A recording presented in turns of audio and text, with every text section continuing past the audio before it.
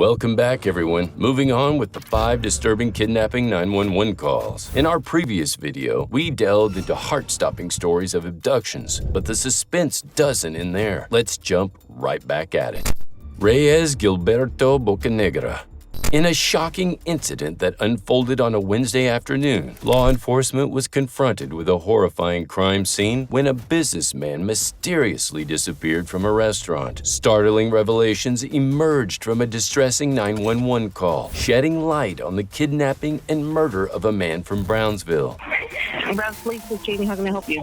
Yeah, I'm in an address here in Military, and there's a guy who came in with guns and stole everything. I'm at Okay, ma'am. What did he have? What was he wearing, ma'am? They were all illegal aliens, and they took a truck, a Tahoe. They stole one of the Tahoes from here, white Tahoe, a Chevy Tahoe. Yes, a Chevy. And they were all illegals. And they had. How do you know they were all illegals, ma'am? How many subjects were they? Hold on. Hello, I need Yes. an officer over here immediately to. Ma'am, yes. Did they have, My husband. They took my husband. What else do you want me to say? They took your husband? Why did they take your husband? I don't know, man. They only took him. What's your husband? Es un secuestro, kidnapping. Me rompieron las cámaras y todo. Give me your husband's name. Reyes Bocanegra. Reyes Bocanegra? Ajá. Do you know why? No sé, man. Yo no sé. Nomás mándame una oficial para acá porque Ma'am, nos amarraron a todos. los amarraron a todos. They took a white Tahoe and they took her husband. Did they have assault right? ¿Cuántos eran, ma'am? Se van a ir para Matamoros, me enfocan. They're going towards Matamoros. They're going to go to Matamoros. De fuerte. Se van a ir al puerto de Reynosa. ¿De Reynosa? Sí. So you all better get someone here immediately, man, because my husband has his phone, and it's a Sprint phone, and you can locate it. That the male subject has a Sprint phone. Ma'am, if you have all this information, did you know the man? No, ma'am. I don't know him. Well, if you have all this information, how do you give me your name? It's Gloria Barrera. And my workers are already leaving because they're scared of everything. And I don't have a car. They took everything, ma'am. Se llevaron llaves, llevaron todo, ma'am. Okay. ¿Usted sabía quién eran los hombres? ¿Vale? Eran bastante huérfanos, ma'am. Yo no le puedo decir nada ahorita. Okay, thank you. The call was placed shortly after 22-year-old Reyes Gilberto Bocanegra was forcibly abducted at gunpoint during the early afternoon. The incident took place at the Mariscos Playa Azul seafood restaurant located off Military Highway in July 2012. Bocanegra's wife, who made the call, detailed the assailant's violent intrusion into the restaurant, where he proceeded to restrain everyone present and destroy the establishment's video surveillance system. Subsequently, law enforcement discovered Bocanegra's SUV, where his lifeless body was found in the back seat. The manner of his death, executed by a gunshot, indicated a brutal and deliberate act. Due to Bocanegra's extensive criminal history involving narcotics and smuggling, investigators suspected a drug-related motive behind the targeted attack. This unsettling incident sent shockwaves through the community, underscoring the inherent risks associated with illicit activities and the profound impact they can have on both individuals and their families. Samantha Josephson. Tragically, Samantha Josephson's life took a devastating turn after a night of fun when she mistakenly entered the wrong car and was never seen alive again. Yeah, it's really hard. 911, what's emergency? Hi, we were just gonna call to let you know our friend is missing. So you want to make a missing person report? Yeah, it hasn't been like 24 hours or anything, but if we could go ahead and do that, like, that'd be really nice. Yeah, it don't have to be 24 hours if we report anybody missing. I don't know why I thought that. Oh, no. Okay, What's the address? Where are you located? Is he missing from his address? We went out in 5 Points last night, and she still hasn't made it home. Her phone's dead.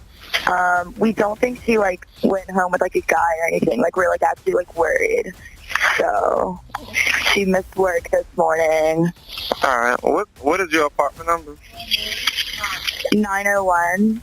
All right. What is her name? Samantha Josephson. You guys are scamming. Samantha, what's the last name? Josephson. Josephson. And how old is she? 21. She white, black, Hispanic? She's white with really dark hair. She's Jewish. Do you know her date of birth? Someday in August 13th. And you remember what she was wearing? She was wearing a bright orange shirt with black pants. So we had a bright orange shirt and black pants? Yes. And how was her hair? It was straight. It was down at the time. It's about shoulder length, maybe a little longer. And y'all was in 5 points, you said? Last seen in 5 points? Yes. Okay, and what is your name? All right, we got that, so we're going to send an officer out there so y'all come make that report, okay? Okay, thank you so much for the help. You're welcome, no problem.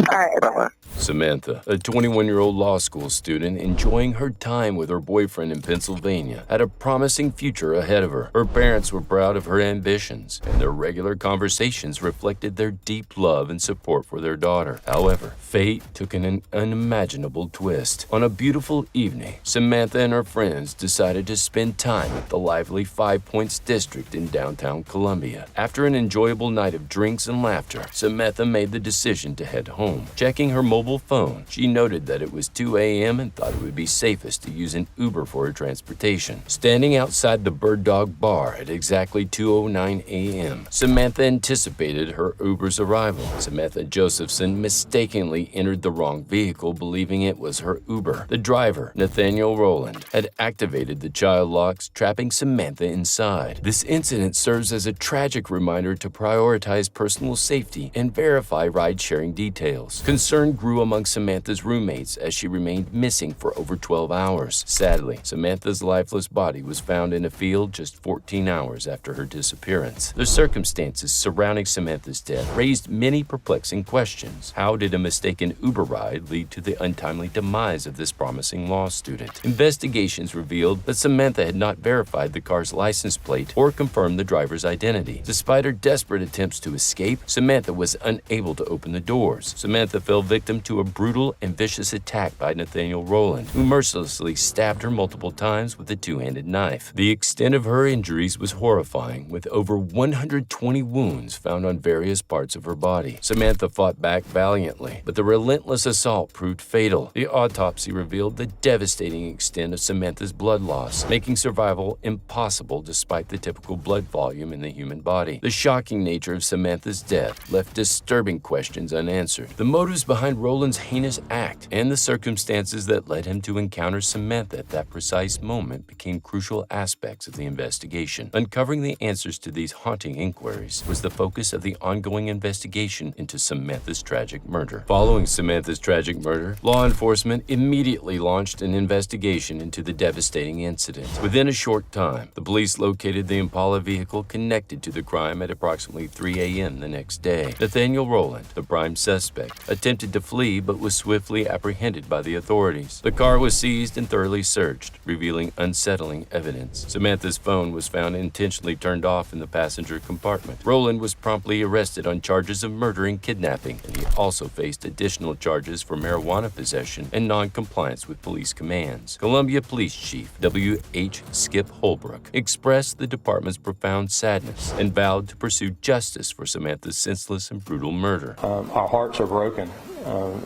They're broken.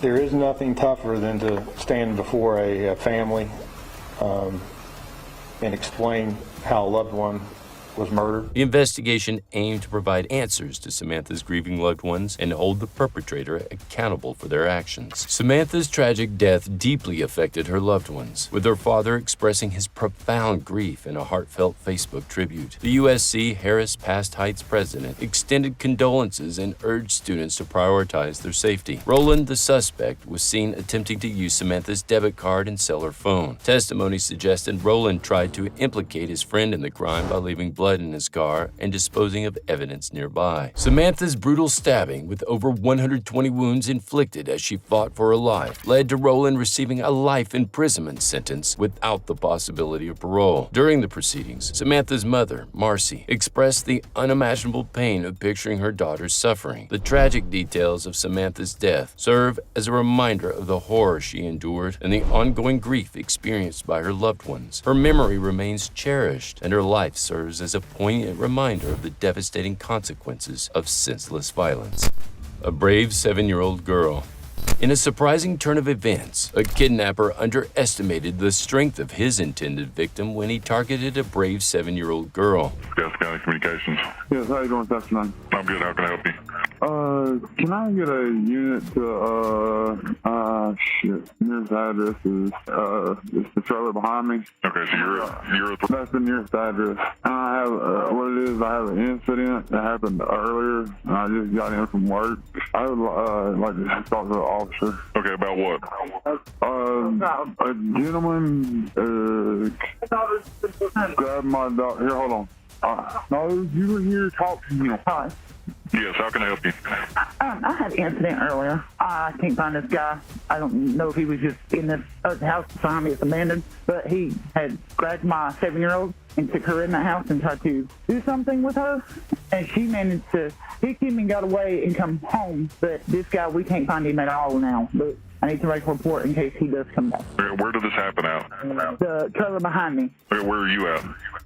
My house is for it. Mine's the one in front of it. And it's the trailer right behind you. Yes, it's an abandoned one. Do you know the guy's name?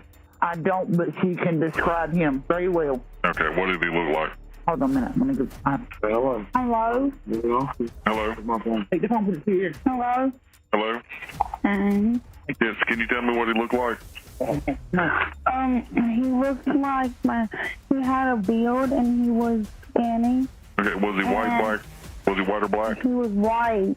You don't want to know what he said? I want to know what color and type of clothes he had on, if you remember. He had one shirt and a gray short. Orange shirt and gray shorts. Was he tall or short? He was tall. You said he was skinny? Mm-hmm.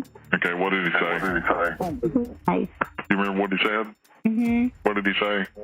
He said that if I told anybody, then he was gonna take me from my mama and kill me. On July 20th, 2019, the young girl was playing in her own front yard in Gaston County when an unknown individual wearing an orange shirt approached her with malicious intent. As the little girl let out a scream, another child nearby heard her distress and quickly sought help, but the courageous 7-year-old refused to be taken without a fight. She fought back, delivering a powerful kick to the kidnapper's groin before fleeing to safety. A person matching the abductor's description was later captured on surveillance footage at a convenience store on Dallas-Cherryville Highway, located in close proximity to the attempted kidnapping. However, this individual was eventually cleared of any involvement. Whether or not the police were able to apprehend the true suspect remains unknown. The child's proud stepfather, though not present during the abduction attempt, commended his stepdaughter's bravery. He shared with the news outlet that she courageously fought back, delivering a decisive kick and swiftly making her escape. He expressed his love for her, emphasizing that she is his hero and that she followed the teachings of self-defense. Remember to always stay aware of your surroundings and trust your instincts. If you found this video intriguing, don't forget to hit that subscribe button and turn on notifications so you won't miss our next video.